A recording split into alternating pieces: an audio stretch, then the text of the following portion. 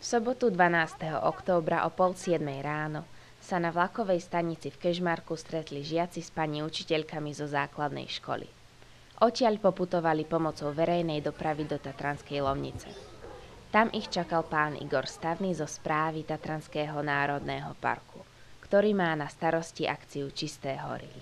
Zabezpečili im vrecia a rukavice na odpadky.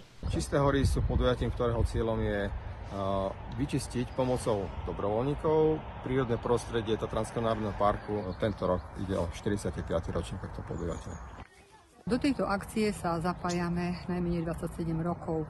Prišlo 35 detí, vyzbierali sme úsek pri Lanovke, vyzbierali sme úsek okolo parkoviska smerom k jazierku dole. Nazbierali sa dve plné vrecia. Najčastejšie ide o obaly z potravín, z nápojov, cigariet, plastové fľaše. Fľašky, sklenené aj umelé.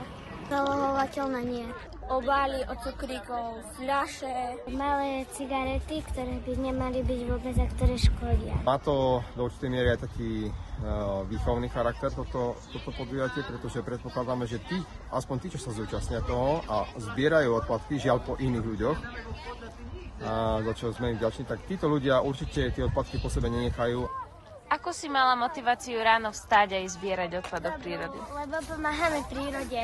Mala som motiváciu ísť zbierať odpad do prírody, aby sme popratali našu planétu. Najviac ma na tom bavilo, aby som pomáhal prírode a že by som udržiaval planetu v dobrom stave. Natália Ferenčáková, Sárova Bystrica 2023.